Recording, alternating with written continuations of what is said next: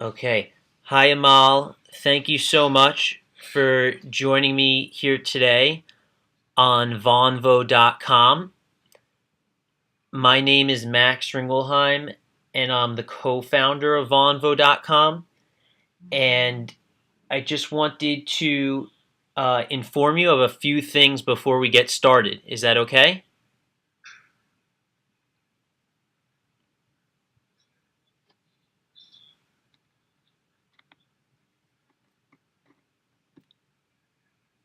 Do you hear me okay?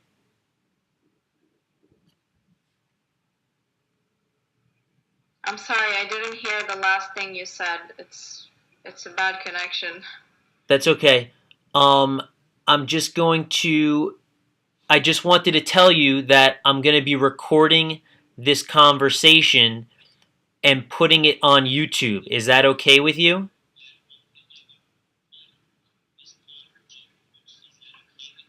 Yeah, that's okay. Okay, great. So let's get started then. And I wanted to first get started asking you if you can give our audience and anyone who watches this video just a quick background of yourself.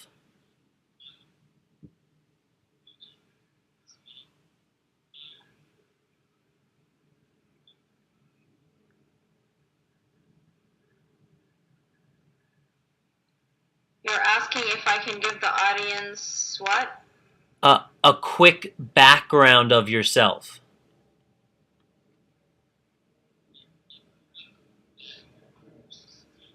Okay. So I'm a Syrian girl. I'm a sophomore, graduated with a master's, working now. And I was never really interested in politics other than Palestine and the Israeli occupation problem. But now, since the Syrian revolution started, I've become really interested in everything else. Okay, great. So would you mind giving us a background of everything that has been going on in Syria, that people should know about?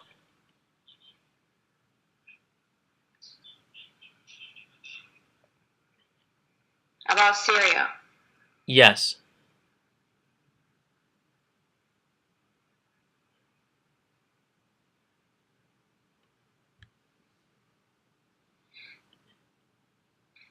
Yes. Okay, the Syrian revolution started 2 years ago, and it started with, well, before anything happened, first of all, the regime was well known for its brutality. The Syrian government was well known.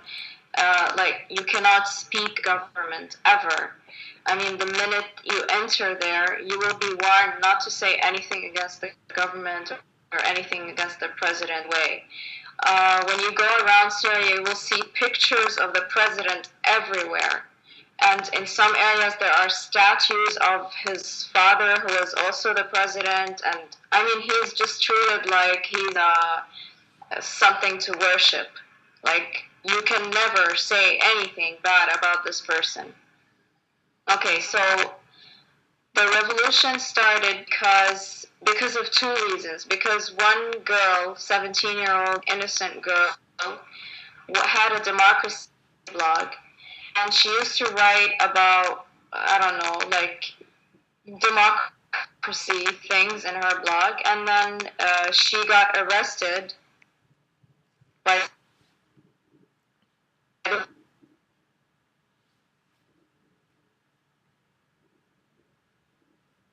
Syrian government, and she was raped. A group of 10-year-old from Daraa, which is a Damascus suburb area, were caught writing anti-government slogans on their school walls, and they were arrested by the government. They were tortured, beaten. One of them died, and the rest were returned to their parents with their nails torn off and completely mutilated bodies.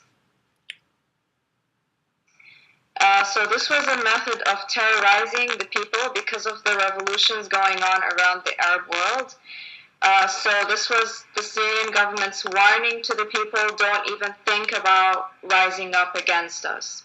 So the people had a very big reaction to this, and they said, like, government do we have? We should at least ask for reforms. And that is what they did. They started going out and they were asking for reforms. That's how it started. They didn't start out by asking the president to step. They just wanted to see some change. They wanted to see some respect. They wanted some dignity, some freedom, anything. And so what did they get in return? Got shot at. They got arrested. They got tortured while being arrested. And the regime initially would shoot a couple of them and then release and arrest some of them and then release them later on after like days of torture and no food and nothing. Spread terror in the community. What happened was that the people kept getting angrier and angrier, and more people kept going up and saying, no, I don't accept this in my country. And more people started standing up with their friends to Idlib, to Halab, and Damascus. Crazy. I mean, I would say this is the main outline, but you can ask me more specific questions and I can give you more details. Great. I'm gonna do that right now. So, did you know who these girls were? Did you know any of their families?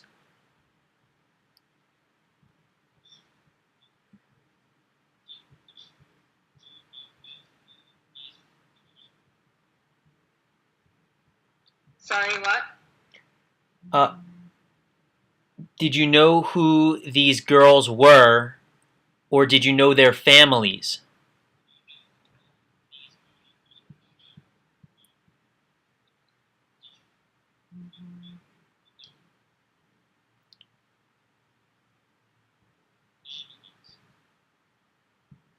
Because there were little boys, 10-year-old boys that were arrested. There was one girl that was arrested for the Democracy blog, and no, I didn't know her personally, but I can tell you personal stories. I mean, these sure of. It's not like a game or a conspiracy or I don't know, whatever other people might say. These things happen because they happen to our people. And we saw videos and testimonials from civilians, and we saw the parents speaking, and we saw the families rising up.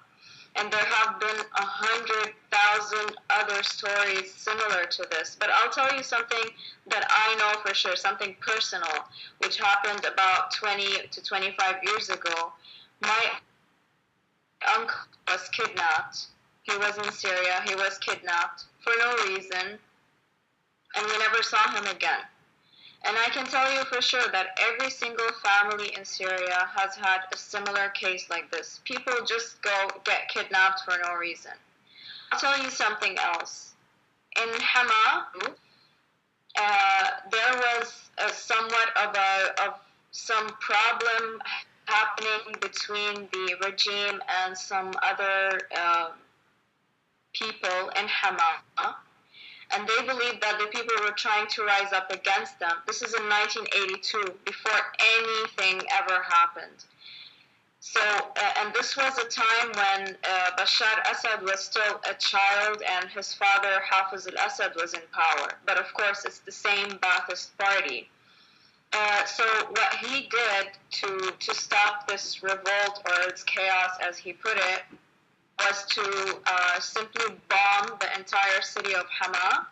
You can look it up online, Hama Mass 1982. The documented number of murders was 40,000, but the actual number, if you ask any person from Hama, they will tell you it's above 100,000. More than 200,000 died in that bombing. So this was before anything ever happened. I don't need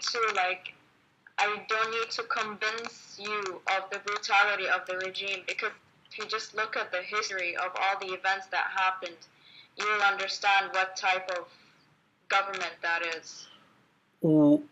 Is there any particular reason why uh,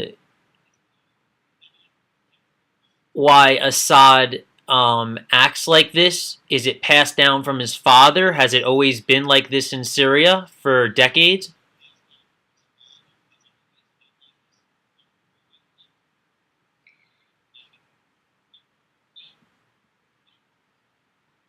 Uh, yes, his father came in power by a military coup, and nobody knows exactly who was behind this military coup.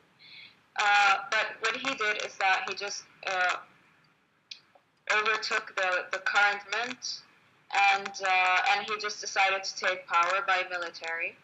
And ever since then, before that they had freedom of speech. Before that, political parties were allowed. Before that, people can gather in cafes and restaurants, talk about whatever they want to talk about. After he came in power, he put the Ba'athist Party as the official government doctrine. And after that, there was no freedom of speech. There was no freedom of any sort. You have to abide by their rules. They control all the money. People, they graduate with PhDs, they come to work as professors, and they get nothing, no money, nothing. Even doctors, they get like really bad salaries for everybody. Why? Because they want everybody to live in poverty while they steal all the money and keep it for themselves in their bank accounts and do whatever they want with it. They control not only the money but also the media. They don't allow anything to come on the media unless they want it to be there. Manipulation of the masses. Other than controlling the media, they control the government. And who am I talking about? What is they? And I'm not a sectarian person here. I'm just gonna say this beforehand. I am not a sectarian person. I'm actually Gnostic. I don't belong to any religion, so I don't care about this stuff. But in Syria, what happened was that the president is from the Alawite sect, and all of the people in power, all of the ruling, the ones who are holding the main positions for the media, for the finances, for the military, they are all Alawites, and they have specific military branches, especially for Alawites. In Syria, there's not just one army. There's the army, which is a mix of all Syrians, and these army people are actually truly Syrians who care about their country. There's another military division, which is the Air Force Division, and these guys are also mixed up. There's another division, which is the Mukhabarat Division, which is the Intelligence Division, and these guys are most. And there's another division that is especially for Basil and Maher al-Assad, which are the brothers of Bashar al-Assad, and then controlled by them for a very long time. And this particular division that is controlled by the brother of Bashar al-Assad is the most murderous, brutal. You cannot even call it a military. It is more like a bunch of thugs, Alawites, and they are like 5% Alawites. And they are just a bunch of thugs that are that are actually brainwashed into destroying anybody that goes against the government or the president. That is the true situation of what happened. And now what happens right now is that he would manipulate these people. He would tell them, listen, we have Americans coming in trying to ruin our country, and there's a big conspiracy, and you need to go and kill the terrorists that are outside. And they will just go and do that. But then people started realizing that we are not actually killing terrorists, we're killing people. So the army, in that time, the army stopped doing all of these orders. But the military branches that were specifically Alawite, pertaining to the president and his brother, they not only continued to kill people, they would kill any army person that refuses to kill demonstrators, and they would not only kill, they would take people and torture them. And it's not standard torture, it's creative torture. It's like torturous methods which they envision and enjoy. You can see it because they have some leaked videos I saw. So I can't even tell you what kind of things, and these things, they are not just stories. Like, we have actually seen videos of them acting, cutting off people's limbs, cutting off their ears, beating them to death, electrocuting people. One guy was like completely burned, like they put gasoline all over him and they burned him, like crazy things, and even children got tortured. Oh my God. Amal, so I mean, those are crazy, heartbreaking stories that you're talking about right now. I wanted to ask you, what do you think will happen if the militant groups, the opposition, is able to take down Assad? What do you think would happen next?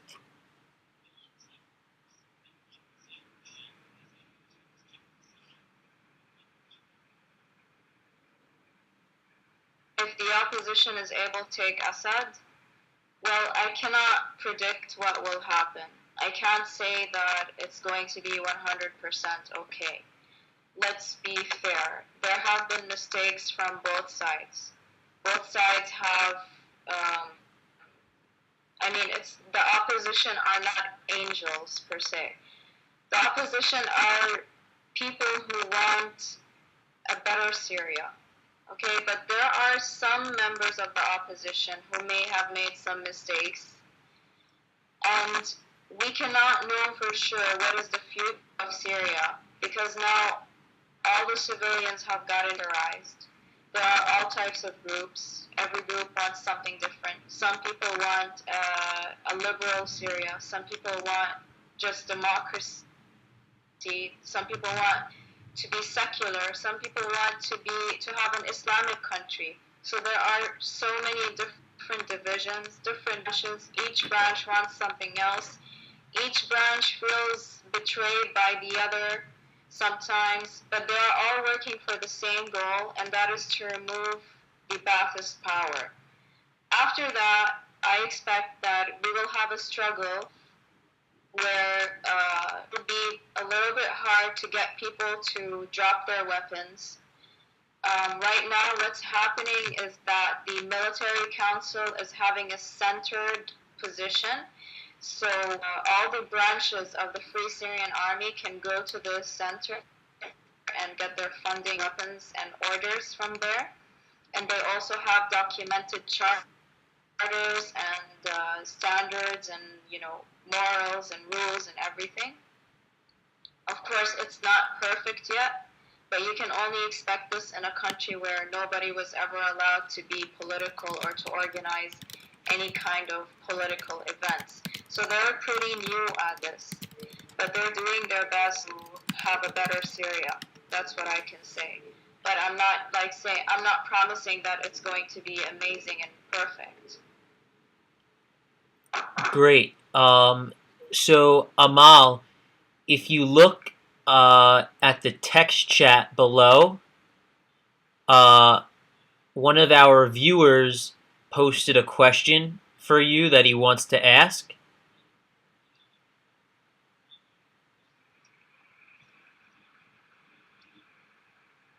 Do you see that on the text chat?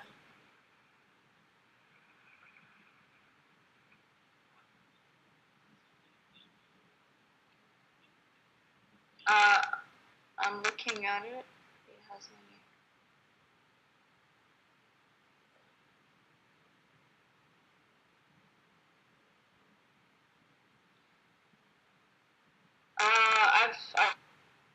I believe I've just answered that about accusations against the opposition for war crimes. Okay, first of all, the accusations against the opposition for war crimes are this little compared to the war crimes of the regime.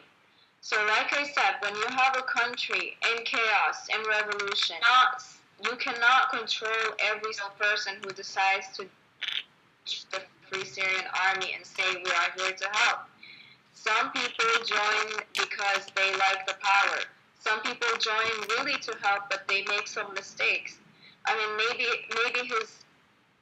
something really bad happened and he became really angry and decided to get revenge.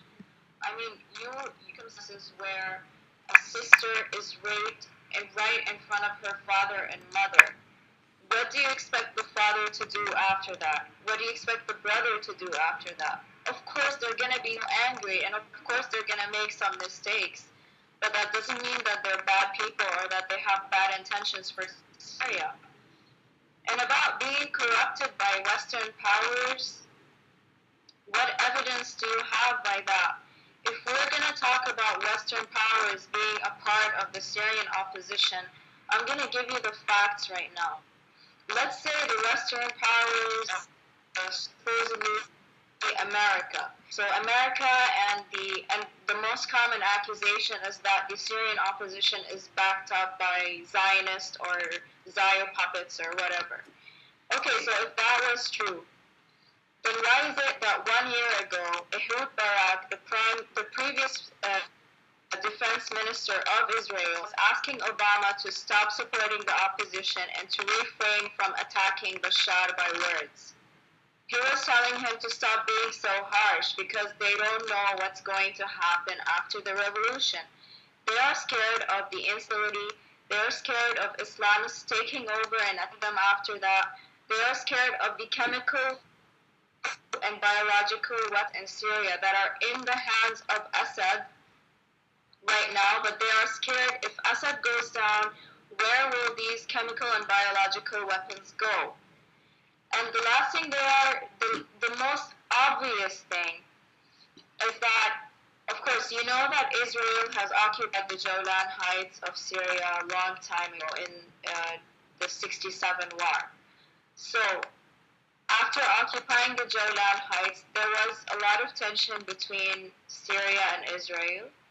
In 1974, Hafez al-Assad was in power, and he brokered Israel a ceasefire on the Golan Heights, and they agreed to just stop fighting. And they have an agreement that they will not fire at each other under any circumstances.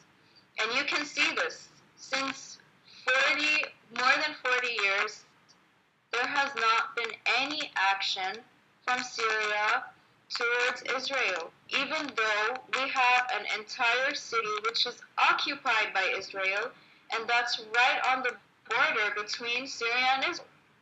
How is it possible that the revolutionists are backed by Israel while Assad is protecting the border with Israel and the revolutionists are potentially Islamic people? I mean, do you believe that Israel wants to have Islamists in power?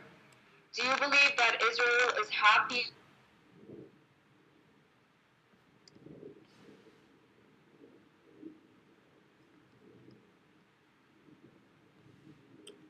Amal, are you there?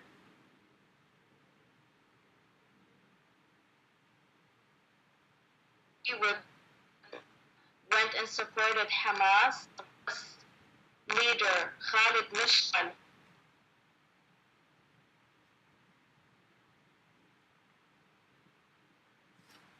Amal, are you there? Do you hear me? What did you say, Max? You cut out for a second, but I think you're back. Do you hear me?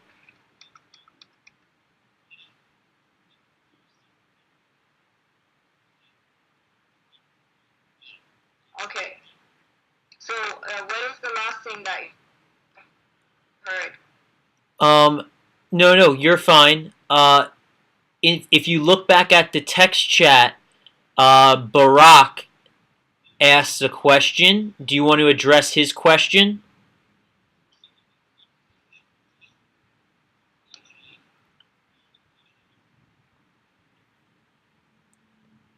The Patriot's missiles based in Adana, Turkey. Is the West ready for a war? No, I don't think the West anything. I'll tell you what's. Oh, wait, I was just saying something really important. I'm gonna say that and then back to this question. Okay. I was talking about Hamas being in Syria, and the leader Khalid Mashal has left Syria like almost a year ago, and he went to Egypt. And the minute that he reached Egypt, he declared his support for the Syrian opposition. I think that speaks volumes on its own. Hamas was supposedly supported by Syria and Iran, but if you really think about it, they were only controlling him over there. They were giving him a home, but it was not really, they were not really sitting him in having any sort of resistance to Israel. If Iran wanted really to support him, they would have provided him with enough weapons to actually do something about it other than just talk or send a few rockets back and forth. If Iran wants to, it can help Hamas big time, greatly. They have a lot of nuclear done that. They have only provided them with a trickle of weapons, just enough to send a few rockets and never enough to really fight. So that's what I wanted to say about Hamas. Now about Burak's question about Patriot missiles based in Adana, Turkey, and is the West ready for a war? The Patriot missiles were placed in Turkey. You're talking about NATO, is that right? NATO forces. So this happened because Assad's weapons against his people.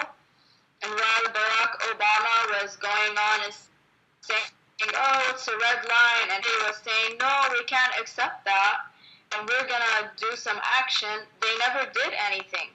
Assad used chemical weapons on his people, and nobody did anything. And he is continuing to use them. Let me tell you, today he killed 400 people, just today alone. So imagine what happens every day. So the reason that Turkey has this extra defense is because Turkey is worried about itself. And since Turkey is a NATO member, it has the right to get protection from them. Is the West ready for a war? No, the West is not planning to do anything about anything in Syria. Syria is a very unstable and unpredictable region for them. It can affect many things, including Iran, Russia, Israel.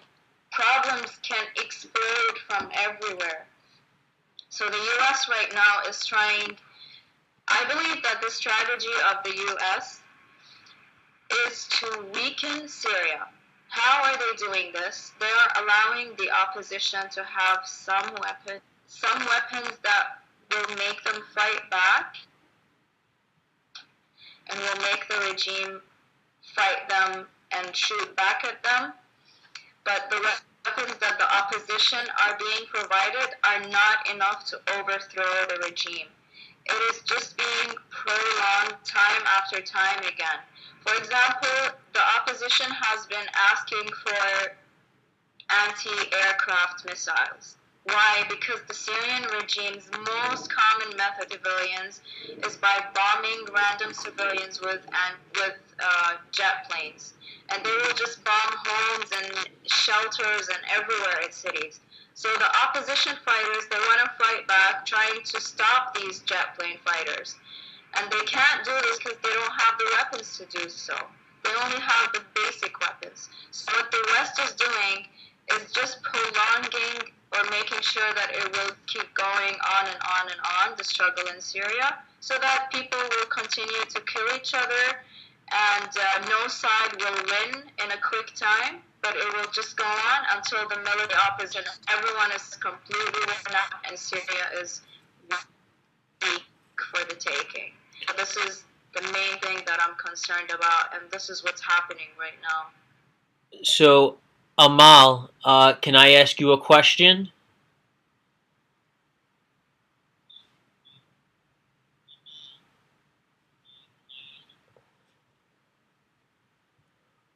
what do you think that? Can you? What did you want to ask me something? Go ahead. Yeah. What do you think the international community should do, or should they change to handle this situation?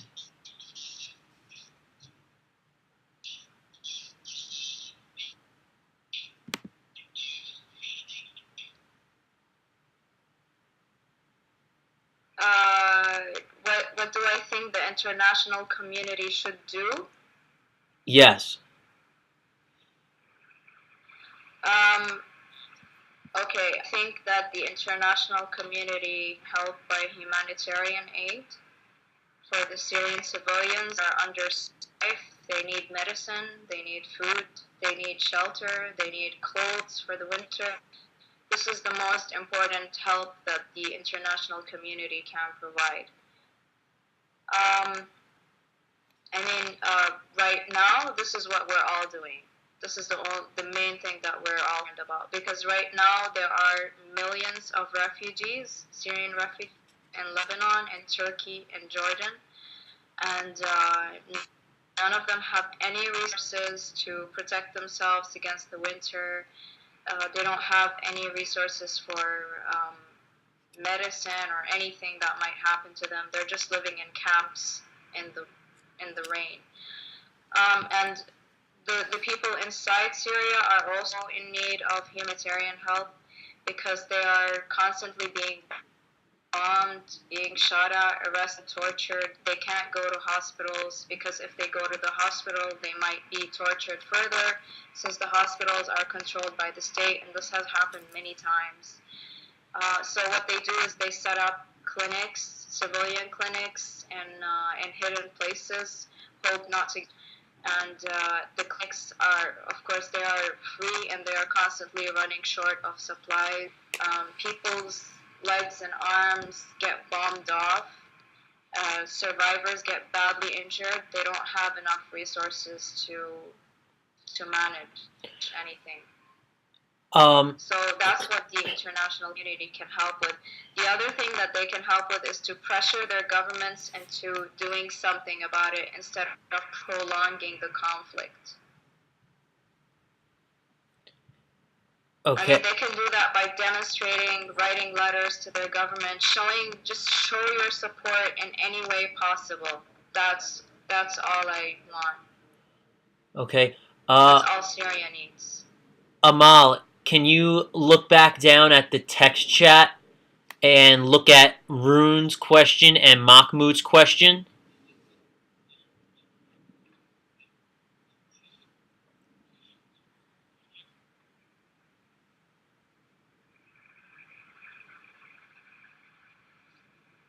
Okay, is there any indication as to whether the opposition has a chance of winning the conflict militarily?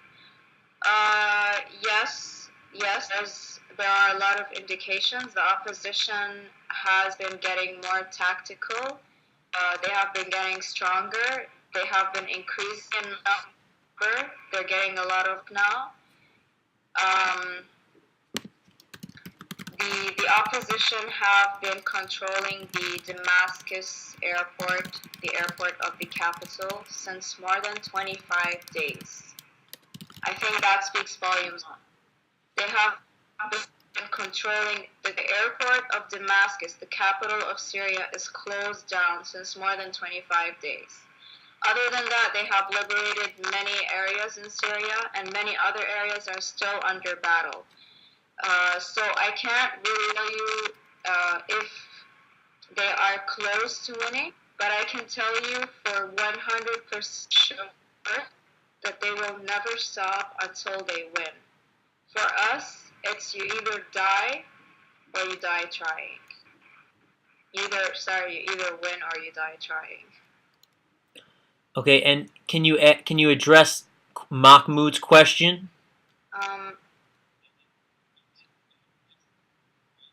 Yeah, about the increasing radical Orthodox Muslim groups, what will happen after Assad?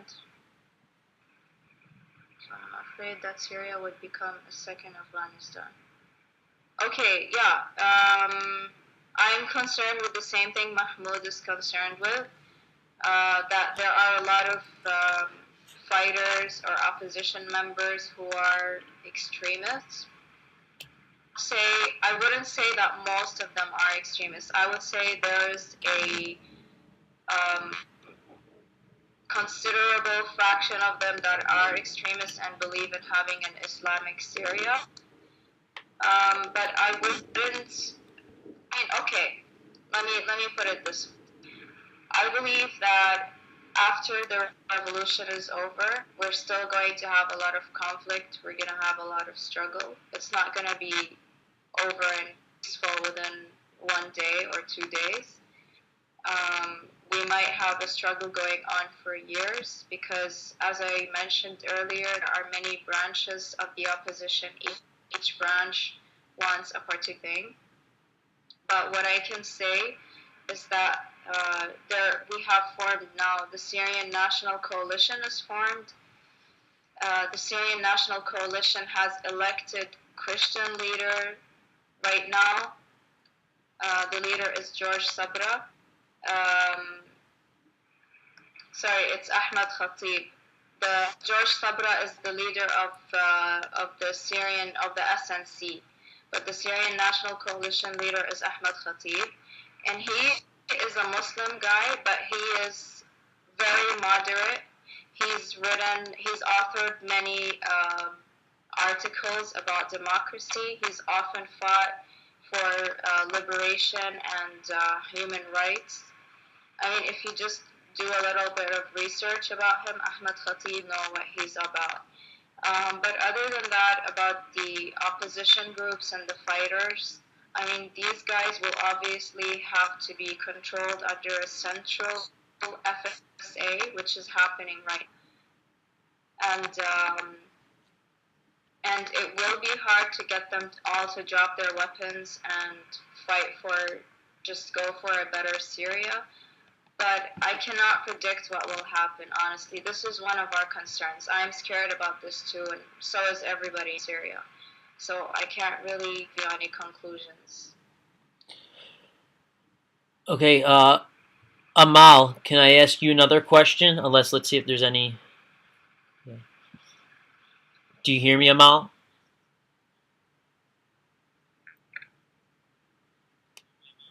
Yeah. So has it been verified that Assad has been using chemical weapons against the civilians? Is it a definite?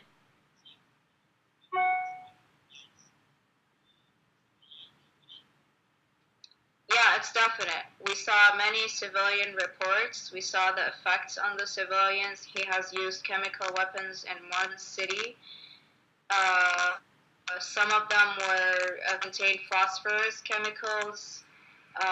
Some of them caused fatalities. I saw a video of Syrian civilians in a makeshift clinic, just struggling to breathe, and if you see the video, you will understand. It's not acting, of course. None of it is acting. I can post the link here. Would you like that?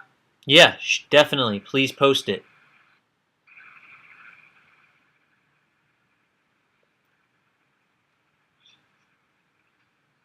Okay, let me just find it, because I posted it earlier. You can ask me something else meanwhile. Okay, great. Let me just mention something. The Syrian has been always saying, we don't want Western intervention, we don't want military and everything. Okay, that's the link. But they have been having military intervention from Russia and from Iran. Okay, so Russia has provided them with billions of dollars worth of weapons, advanced weaponry, including chemical weapons, to shoot people with. And Iran has provided them with military aid, financial aid, and revolutionary guards sniping people all over Syria. They're usually snipers. And other than that, there's the Hezbollah fighters also supporting the government in Syria. So many foreign groups backing up the government. And we just have the fighters who are trying to fight back, doing their best to protect their families, protect their children. And what makes us really angry is that how the world keeps pointing at them and saying, "Oh, war crimes. Opposition guys are bad. They're doing war crimes." But okay, why don't you point the finger at the regime as well? The regime will do 1,000 war crimes, while the FSA or the opposition might do one. That is the ratio. So what we are angry about is why is the entire world pointing their fingers at one side and not looking at the other side. This is the video of the civilians that were exposed to chemical weapons. And I'm going to give you another link right now so that you can see what the militia of Assad do. And these guys are not militia. These guys are just from sect. And mentioned that Assad provides the villagers of the same sect with weapons to help him fight back the civilians. And you can see what these guys are doing. These are just civilians, and this is what they're doing. Check this out. Yeah, please post it inside the text chat. This video that I just posted, it's civilians. I did right now. It's civilians, Alawite civilians who killed 2 young boys, and they proceeded to take a knife, cut their ears off with the knife, and the whole time they were cheering each other on. Yeah, do it, take out his eyes, like that. And at the end, they cut off one of the boys' members, and in the same time, they were just beating them with sticks and I don't know. It's really brutal. Just check it out. The first video I posted is the one with the civilians under chemical weapon effect. Okay, Amal, can you go back into the text chat and address Stuart's question? And then Rune has a question as well. There's 2 questions there that I think are important.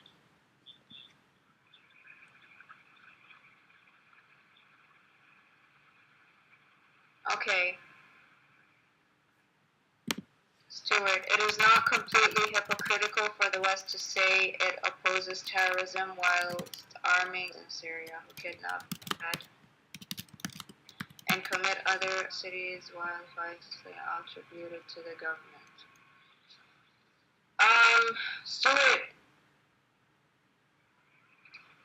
what is your evidence that Al-Qaeda is in Syria? Number 1. 2, how do you know who has been kidnapping and beheading people? You for sure. The people who are kidnapping, doing the kidnappings, there are 3. The regime kidnaps people, the opposition people, and when the opposition kidnaps people, they don't kill them, they ask for money to buy weapons with it, because they need to fight back, and they don't have enough ammunition. And there's a third group which are not related to the opposition or the regime, and this is the most frequent that's happening in these days. By the way, yesterday a friend of mine was kidnapped, and I'm more angry about this than anybody is. These groups are just thieves. They're not opposition, they're not regime, they're just random thieves who want to kidnap people and ask their families for money in exchange. And this has happened to many of my friends' relatives and many cases that I've heard of. And just yesterday it happened to a friend of mine. So it's not like if you read an article, there's Al-Qaeda groups funded by America beheading people. This is not something that you can just say, oh, okay, so Al-Qaeda is Syria. How do you know that? Have you seen any evidence? Are you there in Syria? Instead of making conclusions based on media that is funded by Iran or Russia, you can make conclusions based on video testimonials of the civilians who are actually living the struggle in Syria. And I can give you really straightforward conclusions because I've spent hours and months since the start of the revolution looking at maximum number of civilian videos that I can during a day.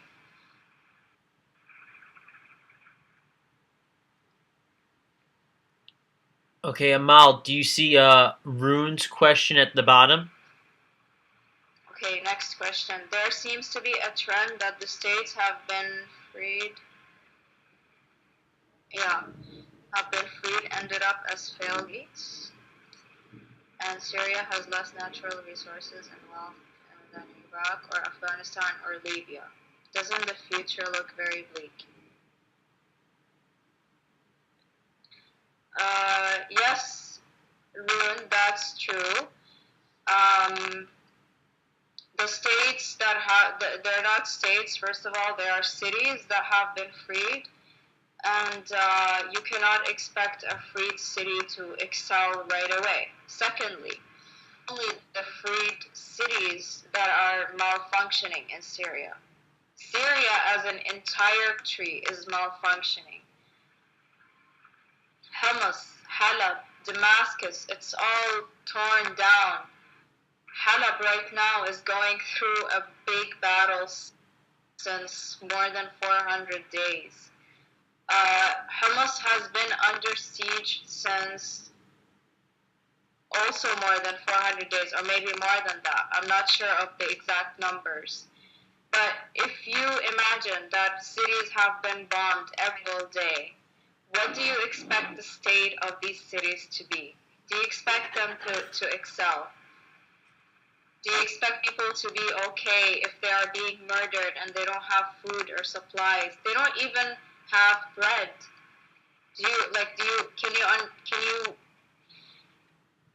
Can you imagine that having bread is a luxury for them right now?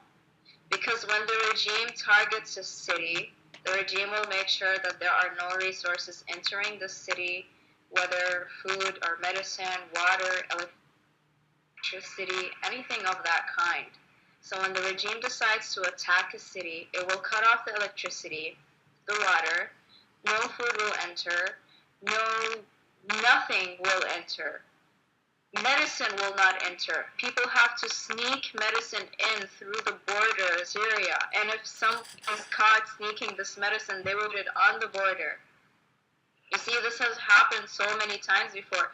Now in Syria, there are groups and organizations of people who just want to help each other, who have connections with someone who can sneak in some supplies for this particular city. It's like that. I was trying to get some medicine for a group of people who needed it really badly, and I could not do it. It's really hard.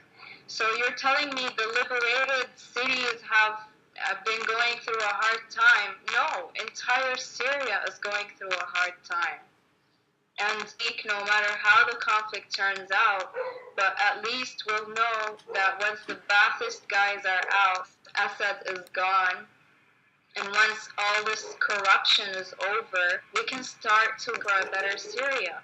It might not be perfect from the first day, it might not be perfect from the first year or the second year, but it will keep on getting better as people learn how to have a better country.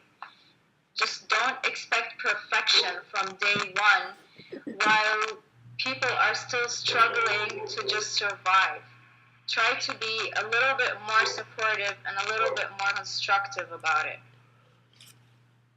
Amal, can I ask you a question? Sure. What do you think the role of the media is playing? Are they making this civil war drag out further? Are they giving it enough attention? What do you think the role of the media is playing?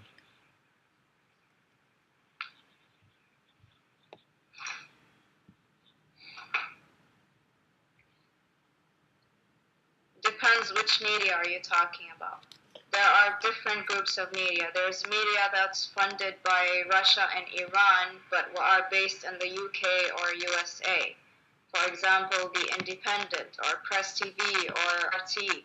So these are all extremely biased media that will only produce the kind of conspiracy media that Bashar al-Assad keeps talking about. None of this is true. You cannot rely on any information of an ally or any press that is funded by an ally of the Syrian regime. It's common sense. Western media is very mixed. They try to make opposition seem like bad guys, terrorists, whatever, even though they're just normal people. They're just people like me. Would you consider me a terrorist? Look at me.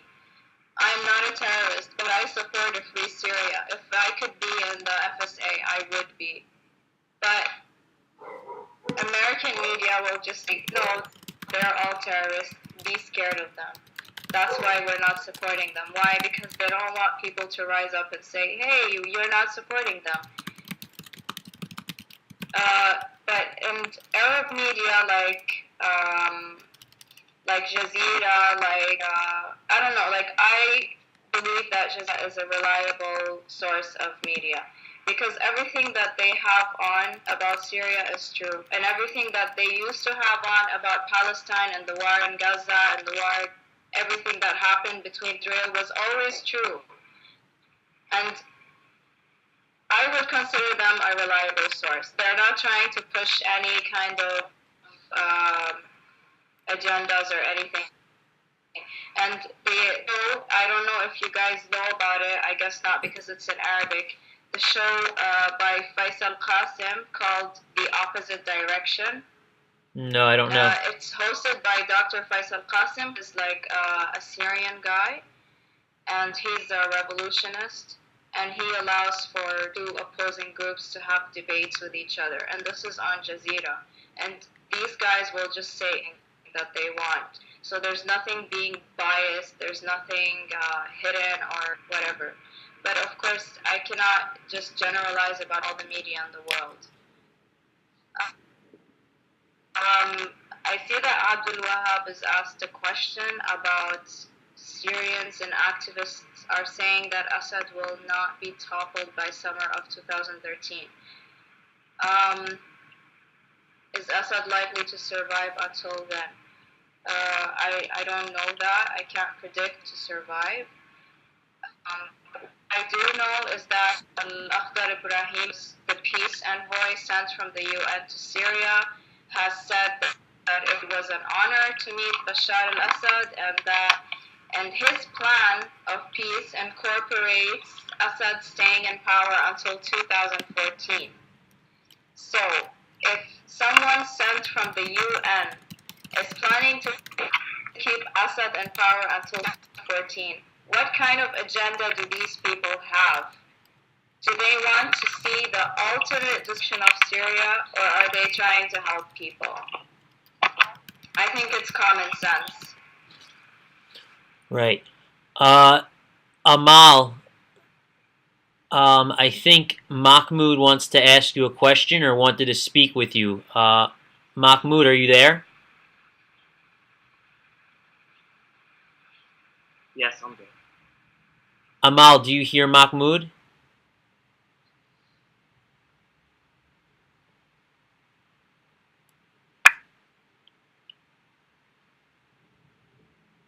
Amal?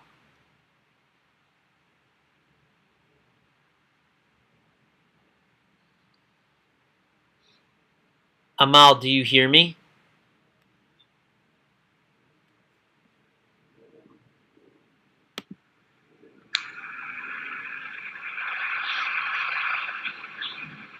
Yeah, I can hear you, but I don't hear Mahmoud. I don't know if he's talking. Mahmoud. I'm not talking right now. Ask Amal your question. Okay. Yes. My question to Amal, I'm right now I'm in Jordan and I just been tweeted about what happened in Syria few years, some years, and like I started to question myself: is everything I see is true, or like I don't want to depend on like the media in the Arab world, like Arabia and Jazeera. They give us picture about. I saw that they are like faking the truth because once there was demonstrations in Amman, and they make it like there's a big deal, like there's a revolution in Amman, and there was no revolution. So how can I be so sure about what is really true, what is not? My second question is, Mm. what will happen to Syria after Bashar al-Assad? Would he be? What will happen to the Syrians? Like there's many communities, like there's Sunnis, there's Alawiyyin, there's Shia, there's Christians. Everybody is afraid from himself. Do you see that Syria will become another level, like in the 70s and 80s? Like that's my question. Okay, let me answer the first question. I understand you not trusting Al Arabiya because sometimes Al Arabiya publish things which they are not sure of. I'm not sure about that you're telling me about. I know there were some demonstrations in Jordan, but I don't know exactly what happened about it. But I would trust Jazeera more because it has always documented everything that the West did not want to be documented.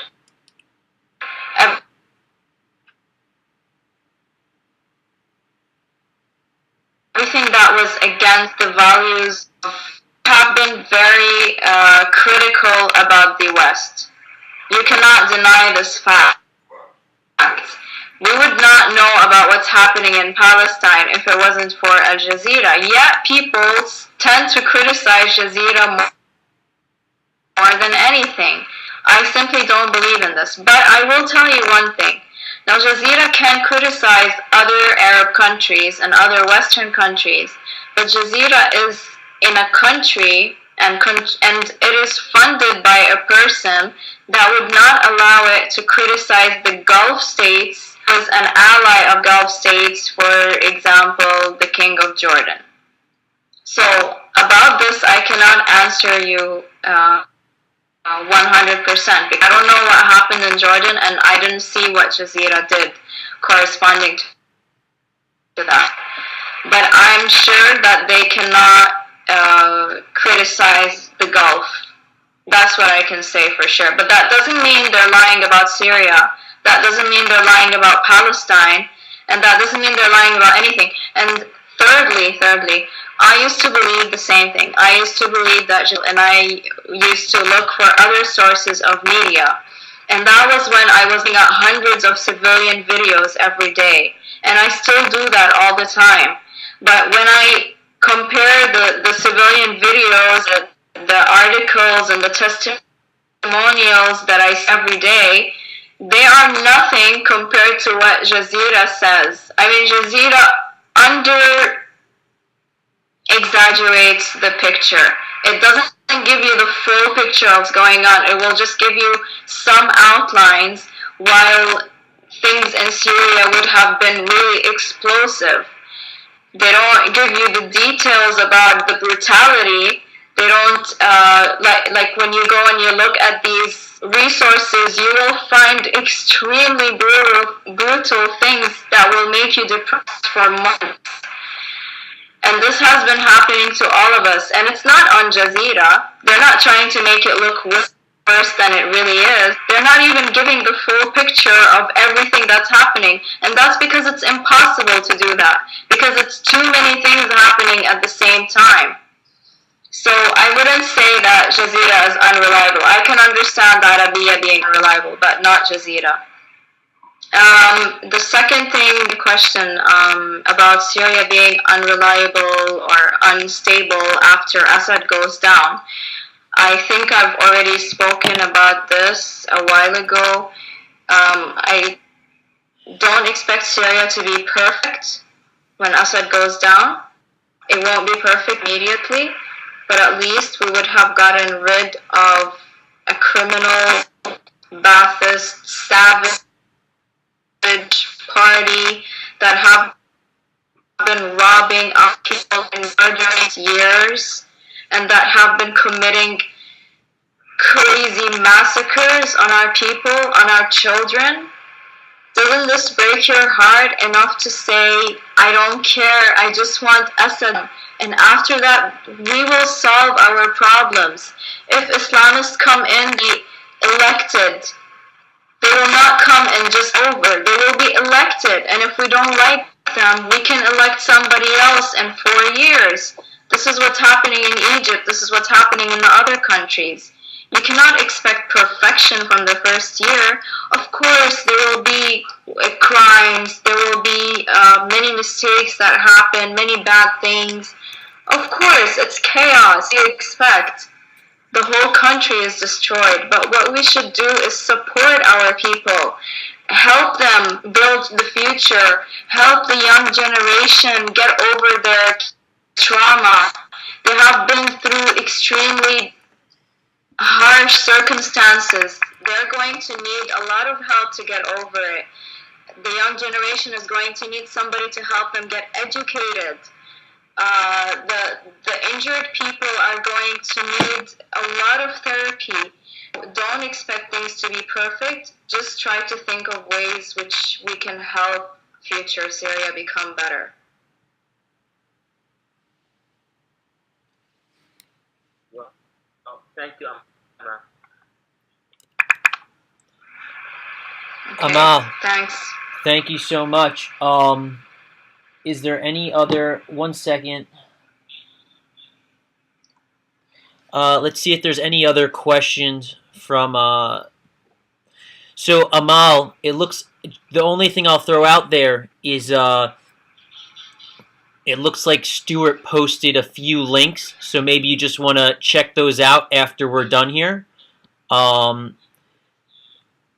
What I was going to say, though, is we can wrap up with one last question, and that would be, what would be your message to the world for anyone who watches this video today or next week? What do you think they need to know about the civil war in Syria?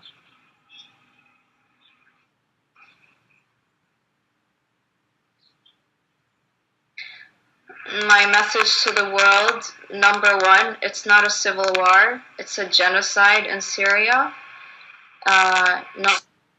Number two, I hope that you all would feel our pain and that you would support us in every way we can. And I hope that instead of criticizing opposition members and criticizing Syrian civilians for wanting liberation and freedom, that you can try to give them constructive criticism and support them to do better, support future Syria. That's the only thing I would like to say. Okay, great. Thank you so much. Mahmoud, do you have anything else that you want to ask Amal or speak to her about?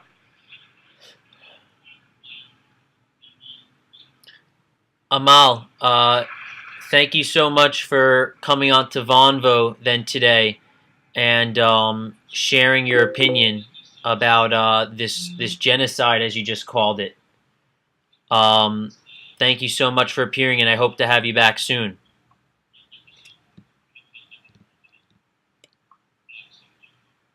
Okay, thanks for having me, Max.